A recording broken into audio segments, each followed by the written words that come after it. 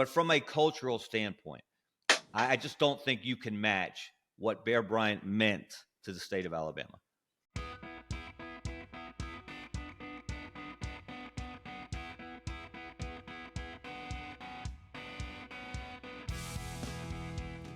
Welcome to Beat Everyone. I'm Ben Flanagan with AL.com, and we think the time has come. There's long been this debate among Alabama fans that stretches into sort of taboo territory. And while Nick Saban was still active as Alabama's head football coach, any talk of his legacy in Tuscaloosa seemed a little premature. So we couldn't really talk about it until we saw his final resume. And he obviously retired just a couple of years ago now. Hard to believe, with ESPN SportsCenter's 50 days, with ESPN SportsCenter's 50 States in 50 Days series this summer, asking, pardon the interruptions, Tony Kornheiser and Mike Wilbon to talk about the most important people in Alabama sports history. We made our own top 10 list on the topic. AL.com's Creg Stephenson wrote the list, putting one coach at number 4 and the other coach at number 2. So he made a pick, something that Alabama fans have dreaded during the past 2 decades. But quite honestly, the thought of anybody surpassing Bear Bryant at anything in Tuscaloosa really actually seemed insane for many years. He transcended college football. He quickly became this mythological figure. Statues were built, museums, stadiums, streets, and buildings on every other block in the city at the University of Alabama campus were named after him. The aura of Bear Bryant was untouchable. But then came Nick Saban. Lightning struck twice in Tuscaloosa, and a worthy challenger to Bear Bryant emerged. So we're ready to talk about it. Who is the greatest football coach in Alabama history? Paul Bear Bryant or Nick Saban? Helping us to figure that out are 2 of our favorites here at Beat Everyone. Sports columnist Kevin Scarbinsky and sports writer Creg Stephenson. You can and should read their work on AL.com.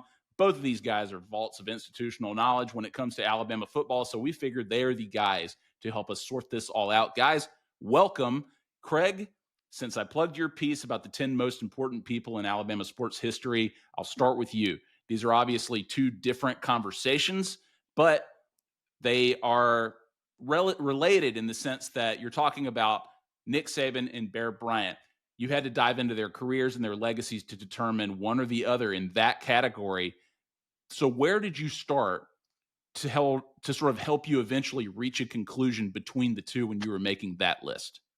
Yeah, and as you said, it's 2 different questions, most important and greatest. Obviously, greatest just as their accomplishments, most important as their significance to the state and the history of college football and all that. And that's why I had Bryant ahead of Saban on that list, because without Bryant, what Saban was able to do would not have happened. The infrastructure he put in place, the fan engagement, the booster and administrative support, all of that, predated Saban. Obviously, he kind of had to rekindle some of it because it had drifted in the intervening years. But without Bryant, there's definitely no Saban, and that's why I would put him ahead of him on that list. Now, if we're just talking about who was the greatest football coach of the 2, it's Saban to me.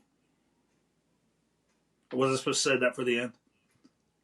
Well, no, I think it's totally fine. I mean, this is a discussion about this, and we're going to dive a little deeper into it. But Kevin, I mean, real quick, what about you? Like when you hear the names Bryant and Saban, and some dope like me asks you who is better, before you parse through the context and all the stats, like what does your gut tell you at first?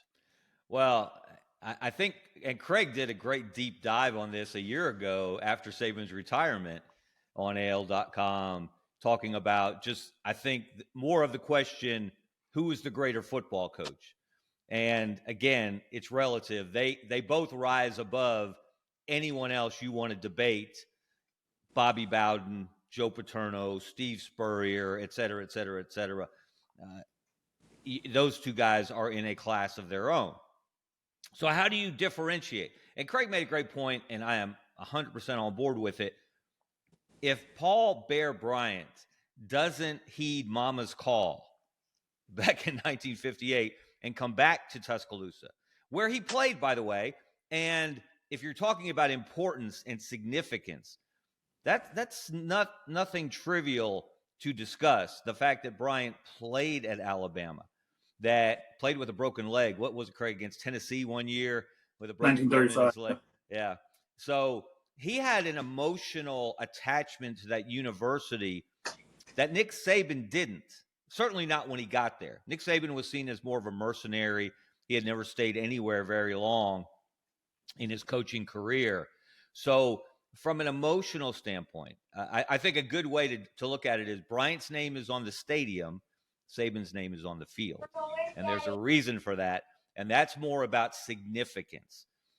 Now, the Alabama brand became the Alabama brand as we think of it today, as people have thought of it for decades, because of the work of Bear Bryant. So that separates him in that way. But in terms of coaching football, look, it's just harder to do what Saban did in the era in which he did it because of the expansion of the SEC, the increase in conference games, the SEC championship game, the fact that there is a college football playoff. Started off with the BCS. We had 2 teams. Then we had 4 teams. Now we have 12 teams. We're probably going to have 16 teams in a couple of years. It's just harder to win a conference championship. It's harder to win a national championship, and it has been during Saban's time or during his tenure as opposed to Bryant's. So you look at the raw numbers. You look at being number 1 in the country at some point every year from 2008 through 2022. It's just amazing what Saban was able to accomplish given the competition, given the degree of difficulty. So from a pure football coaching standpoint, I think you have to lean towards Saban. No, I agree with that. I guess if I was going to make the case for Bryant, there would be 3 things probably. Well, 4, including the infrastructure that I already mentioned. One is that he won national championships in 2 real different eras of football: the single platoon pre-integration era, and then the post-integration free substitution era. So he spans the 2 eras, whereas Saban doesn't as much. Another thing is that he had 2 distinct dynasties at Alabama. You know, they had the 1960s dynasty. It kind of fell apart toward the end of that decade. And then he went to the wishbone and created a second dynasty, you know, whereas Saban was more one continuous thing, didn't have to rebuild on the fly, although maybe that's part of Saban's greatness that he didn't have to do that. And the other part is, you mentioned the playoff, and it is more difficult to win a national championship for sure. You're playing better teams in the postseason as opposed to, you know, one year Bryant, I think, beat the number 9 team in the Sugar Bowl and he won the national championship or whatever it was. But, you know, some of those teams that Bryant had that didn't win the national championship, had there been a playoff, they might have, you know. So you can make that case 66, 77, 74 even. If they would certainly have been in a 14 playoff in any of those years. And if there was a playoff, maybe they win it.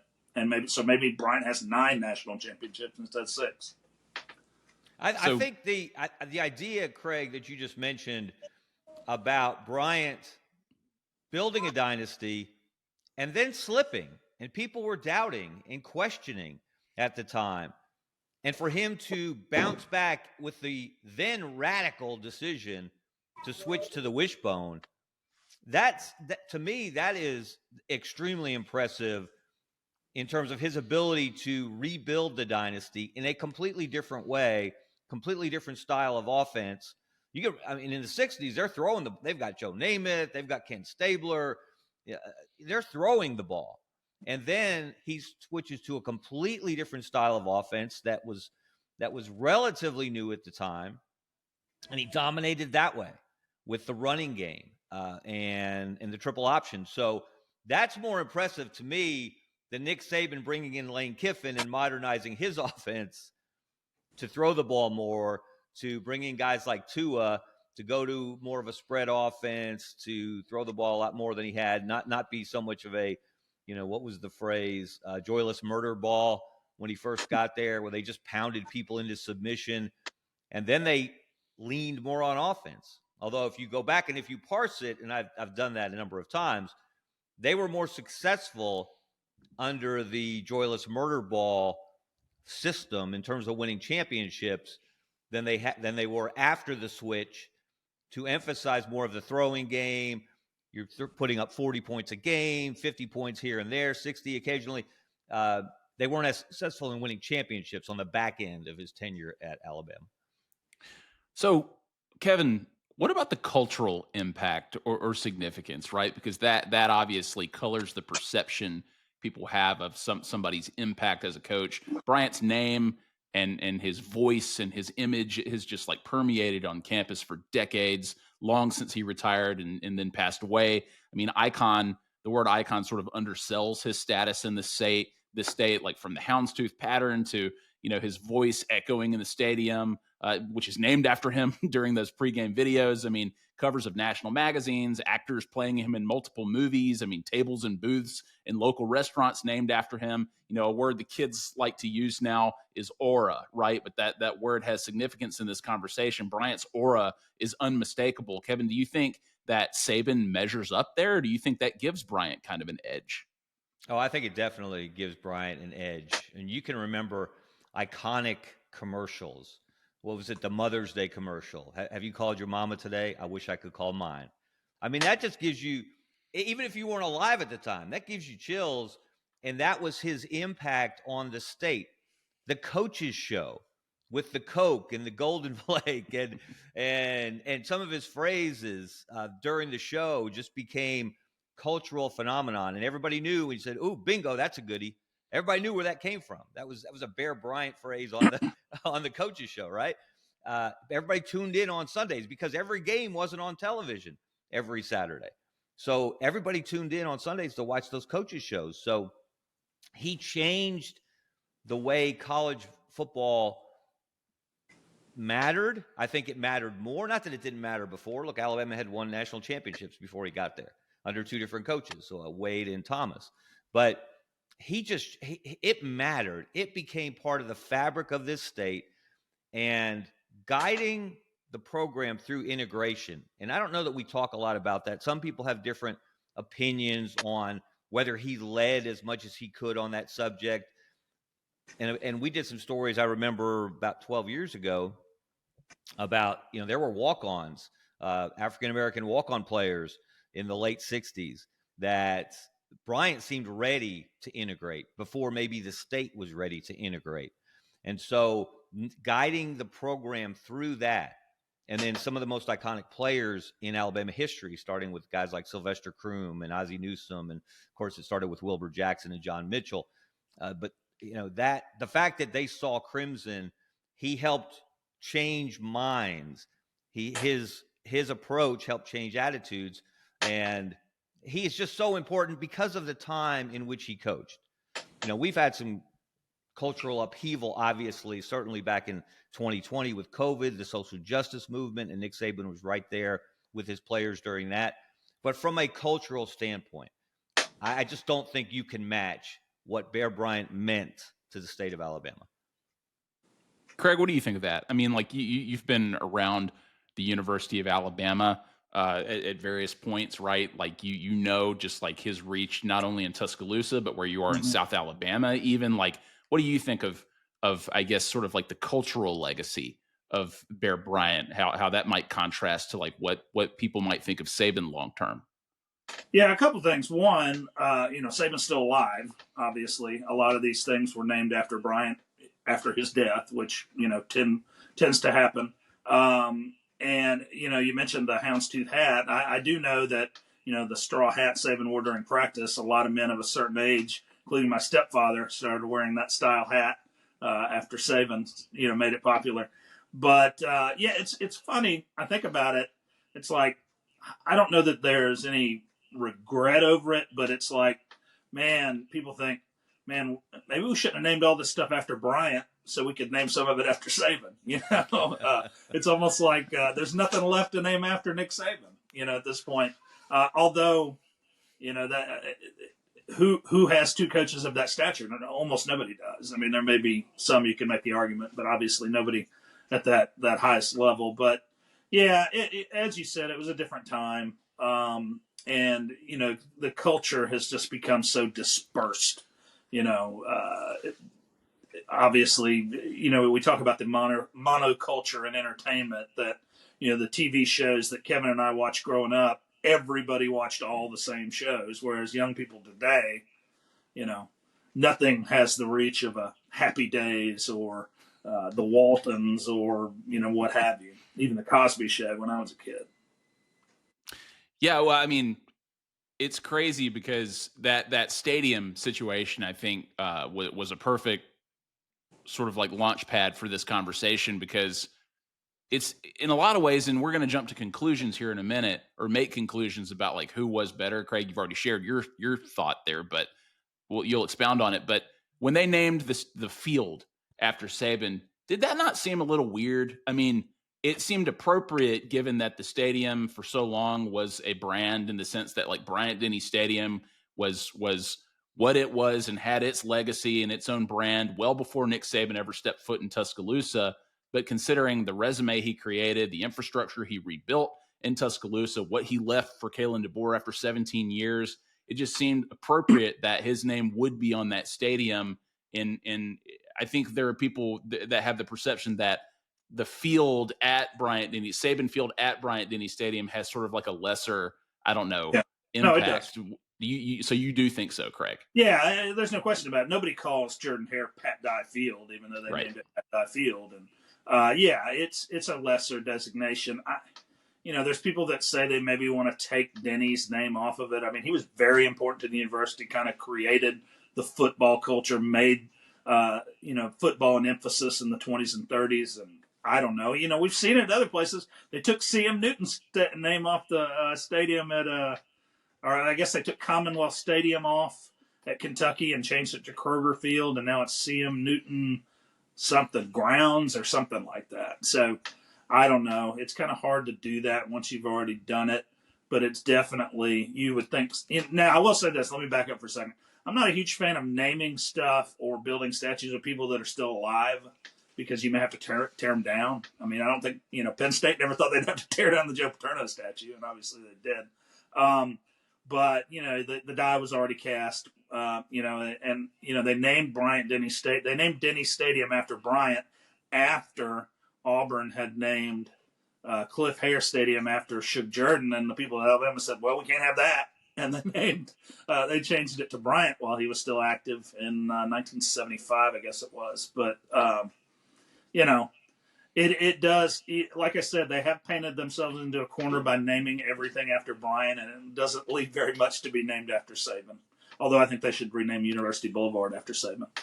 Oh, interesting. Well, Kevin, let's talk about sort of like the gas that's left in the tank with Saban's active career, his post-coaching career, right? Because, I mean, Bryant famously passed away shortly after retiring.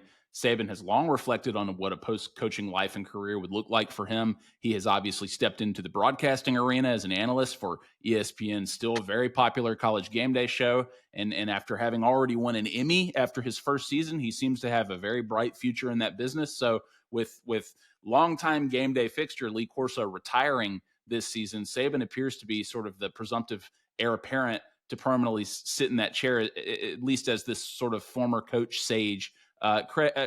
Kevin, does this role as a broadcaster in any way maybe impact your or the public's perception of him as the Alabama coach, or does it render this debate moot in any way, because Saban still has this sort of post-coaching career to color the perception of that people have of him as a coach?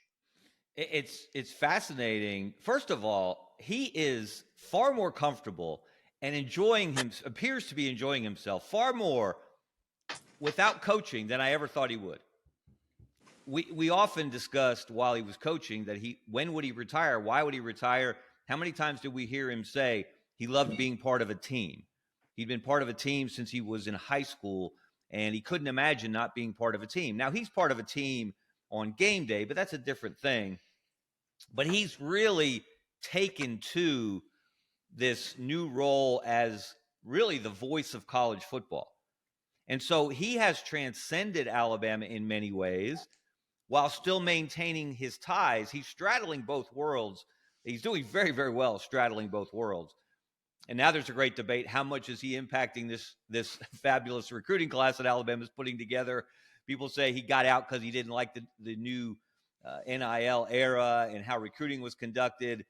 And then other people are giving him credit for some of these guys because they took pictures with him when they committed. So he has really been a bigger post-coaching figure than I thought he might be And he seems very comfortable in that role. We will always remember Bear Bryant as the Alabama football coach. Look, he coached at a handful of places before he ever came back to Alabama, but that will be his legacy.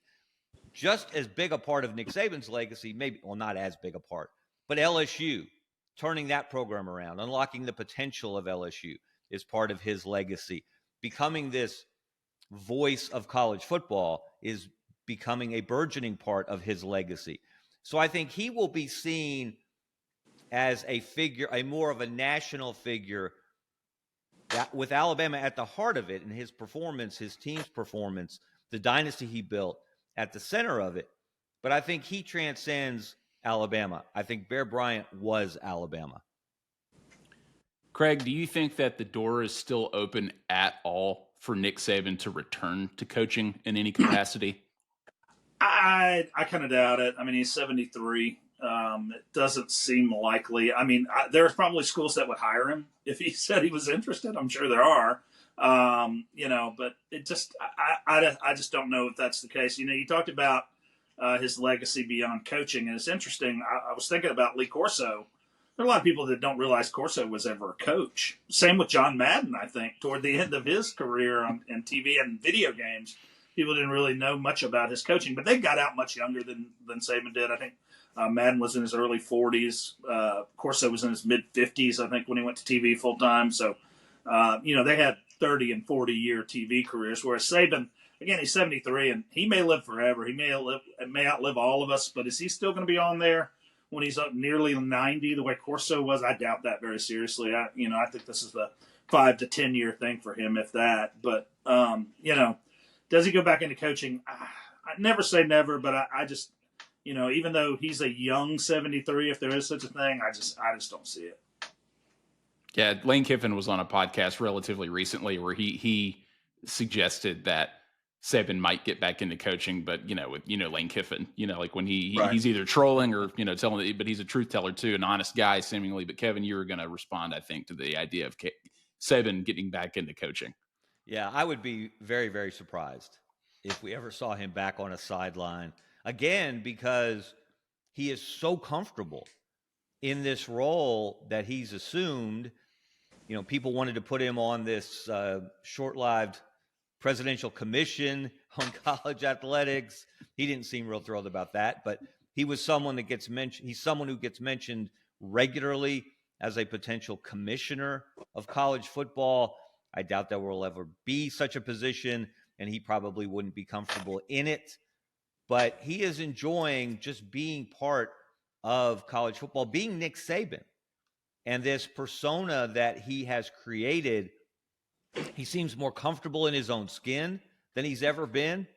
It's easy to forget now, but he was very edgy, especially early in his Alabama career. He was very sensitive to criticism. And people thought he didn't care what anyone else thought. That was 180 degrees wrong. He cared what people thought. I talked to him early in his career at Alabama about that. You remember how he was slammed when he left the Dolphins. People in Miami hated him for years and years and years. They may still, some of them at least. And that did affect him in some ways. Didn't affect his ability to do his job at an elite level. But here's something that's really, as we're having this conversation, it occurred to me. Another thing that sets Bear Bryant apart as a cultural icon beyond a football coaching icon was the reaction, the reception when he passed. And as you mentioned, it was very shortly after his coaching career ended, a month or so, 2 months.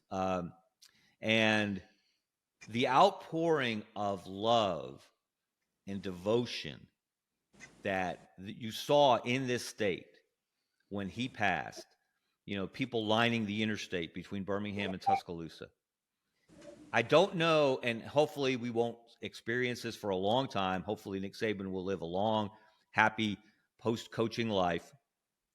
But when he does pass, I don't know that we will ever, for any figure, see that kind of emotional response when he passes, the way we saw when Bryant passed. I think it's a great point, Kevin. I can also say, though, that when Nick Saban retired so suddenly after the Rose Bowl in that 2023 season, I went directly to the statues outside Bryant Denny Stadium, and people were lighting candles. They were laying oatmeal cream pies at the foot of that statue, and they were standing there solemnly as if he had died, right?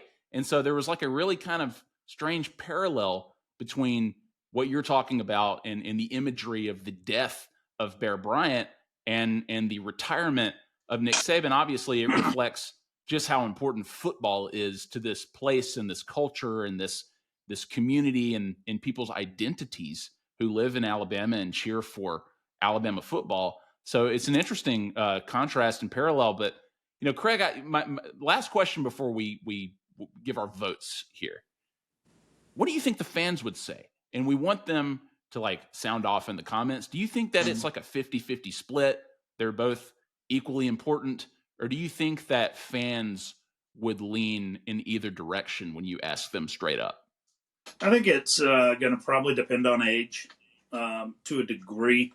I think there are people that have decided that there will never be anyone better than Bryant, so they're just not going to consider anything else, or maybe won't admit it. They would be ashamed to admit that there was someone greater than Bryant. But yeah, I struggled with it for a long time myself. But I think the numbers speak for themselves to me, and I think that depending on how analytical versus emotional, I guess, is the question. And but I do think that it is, the further we get away from Bryant, the more it's going to lean towards Saban. Okay, well then let's make the call here. And Craig, you can go first since you've already shown your hand. Like, ultimately, what's the reason you picked Nick Saban as the best coach in Alabama history? He did an equal amount in a shorter period of time. The 6 national championships in 17 years as opposed to 25. Bryant did have more SEC championships, but some of those were shared SEC championships, where they didn't play Georgia, but they were both undefeated, so they gave them both the SEC championship. Obviously, that would never happen now because they play in the SEC championship game. It's harder to win a championship now, as Kevin went through with the multiple rounds of playoffs. And, if you make the playoff, you may have to beat the 2, 3, and 4 teams to win the national title, or the 1 if you win it, from a lesser position. So, that and all the rule changes. Brian never had to deal with the transfer portal, never had to deal with NIL, or at least legal NIL, and, all of that. No restrictions on recruiting classes, practice time, all that. It was harder to do what Saban did in the time that he did it. So that's why I lean that way. All right, Kevin, final word. Who's the GOAT? Alabama football history. Is it Bryant or Saban? It's Nick Saban. He loved to use the phrase consistency in performance. And you cannot find another coach, certainly in college football, maybe in any sport, whose program maintained a higher level for a longer period of time without a dip. They didn't win the championship every year. They didn't win an SEC championship every year, but they did it more often than not. They didn't win a national championship every year, but they were in contention virtually every year deep into the season. So for that reason, and for all of the factors that Craig mentioned as well, the degree of difficulty at maintaining excellence over almost 2 decades, I think you have to give the nod to Nick Saban as the greatest coach in Alabama history. Wow. Well, viewers will remember that our friend Nick Kelly asked Kalen DeBoer this question in our last question in our sit-down that we had with him recently, and he wouldn't answer. He pushed. He refused. He knew what kind of trouble he would get into with fans. So we appreciate you guys stepping up here and answering the question. It's a great debate, and it's one that fans will have for many years to come, probably for the rest of their lives. He's sports columnist Kevin Scarbinsky. He's sports writer Craig Stephenson. You can find all of their outstanding work on AL.com. Thanks to both of you for doing this. And fans, tell us what you think. Who's the best Alabama football coach ever? We want to hear from you in the comments, so please sound off under the video, wherever you want to share. You can find Beat Everyone on YouTube, Spotify, Apple, wherever you get your podcasts. I'm Ben Flanagan with AL.com. Thank you very much. We'll see you next time.